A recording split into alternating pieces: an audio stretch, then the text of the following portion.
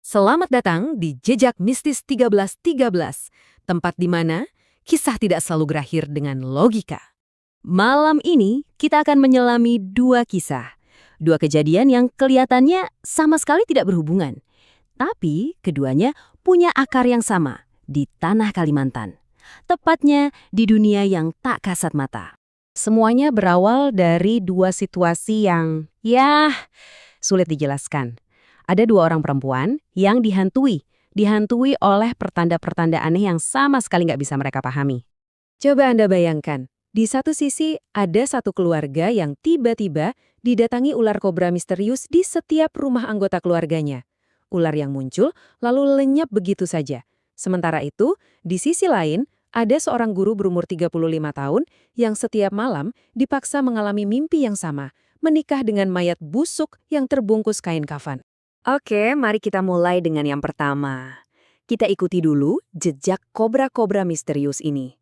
Karena ternyata ini bukan misteri baru. Ini adalah sebuah kisah yang usianya sudah 5 generasi. Nah, sebelum kita lanjut, ada satu istilah penting yang harus kita pahami untuk mengerti soal ular-ular ini. Namanya ingwan.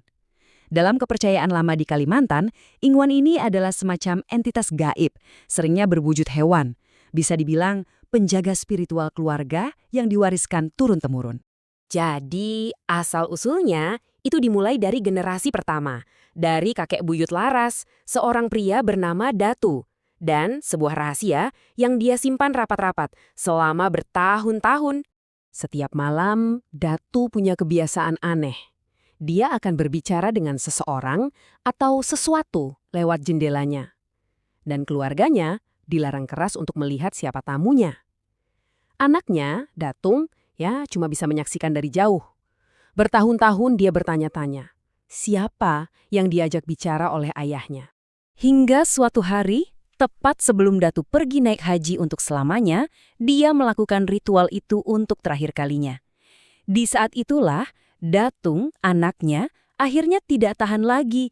Dia memberanikan diri mengintip dari celah dinding. Dan apa yang dia lihat bukan manusia.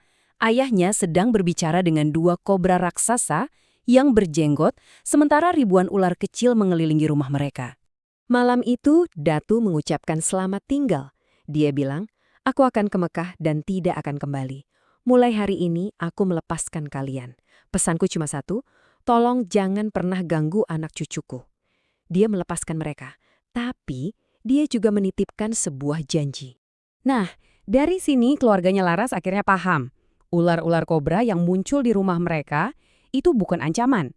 Mereka adalah ingwan. Itu para penjaga yang ternyata masih memegang teguh janji perlindungan kuno itu. Jadi intinya apa? Janjinya ternyata jauh lebih kuat daripada kata-kata pelepasan. Mereka tidak pernah benar-benar pergi. Oke, sekarang kita tinggalkan dulu kisah Laras dan para penjaganya. Kita beralih ke cerita Septiana. Karena di sini, campur tangan gaib yang terjadi bentuknya bukan perlindungan, tapi sebuah kurungan. Mimpi buruk yang dialami Septiana ternyata punya nama. Namanya adalah penglarang. Ini semacam ilmu hitam, sebuah kutukan yang tujuannya spesifik sekali, menghalangi seseorang mendapatkan jodoh. Kutukan ini dirancang untuk memastikan dia akan selalu sendirian. Dan kutukan ini semakin menjadi-jadi ketika seorang guru baru bernama Ardi mulai menunjukkan perhatian pada Septiana. Ketika ada setitik cahaya harapan masuk, justru kegelapan di sekelilingnya melawan dengan jauh lebih brutal. Terornya nggak lagi cuma di dalam mimpi. Suatu malam, setelah bertukar pesan dengan Ardi, ponselnya hancur remuk saat dia tidur. Besoknya di sekolah, dia melihat sosok pocong dari mimpinya berdiri di pojok ruang guru. Puncaknya, malam setelah Ardi main ke rumahnya, Ardi mengalami kecelakaan. Mobilnya didorong oleh sosok pocong yang sama. Serangannya udah nggak main-main. Karena kejadian itu, Ardi akhirnya membawa Septiana ke kerabatnya, seorang ahli spiritual. Dan di sanalah kebenaran yang jauh lebih mengerikan terungkap. Septiana tanpa sadar ternyata telah dinikahkan dengan sesosok jin. Oke, jadi sekarang dua-duanya tahu.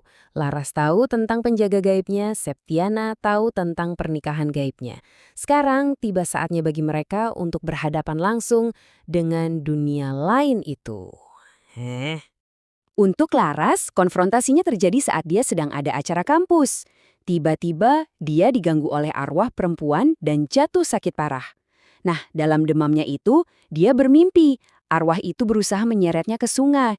Tapi kemudian, dari dalam air muncul dua kobra raksasa itu. Para Ingguan datang menyelamatkannya. Di dalam mimpi itu, Laras mendengar para kobra itu berkata, "Dia di bawah perlindungan kami. Kau tidak bisa mengambilnya. Bagi bangsa kami, kesetiaan adalah janji berharga." Ini menunjukkan betapa kuatnya ikrar leluhur itu kan? Dan yang luar biasa, begitu Laras bangun dari mimpi itu, penyakitnya hilang begitu saja, lenyap. Kalau Laras lewat mimpi, beda dengan Septiana. Jalan keluarnya adalah sebuah pertarungan yang, ya, sangat nyata dan menyakitkan. Ternyata kutukan itu dikirim oleh seorang pria yang dulu cintanya pernah dia tolak. Jadi dia dibawa ke seorang ahli bernama Amang Sugi untuk sebuah ritual. Selama proses itu, Septiana menjerit kesakitan, bahkan sampai kerasukan. Tapi pada akhirnya Amang Sugi berhasil memutuskan ikatan terkutuk itu. Jadi, dari dua kisah yang sama-sama berurusan dengan dunia gaib ini, apa sebetulnya yang bisa kita lihat? Kita bisa lihat dengan jelas di sini, dualitas dari dunia gaib. Di satu sisi, ada Ingwan Datu, yang asalnya dari sebuah sumpah setia. Tujuannya melindungi semua keturunan. Wujudnya, kobra penjaga. Di sisi lain, ada Penglarang Septiana, asalnya dari dendam seorang pria yang ditolak.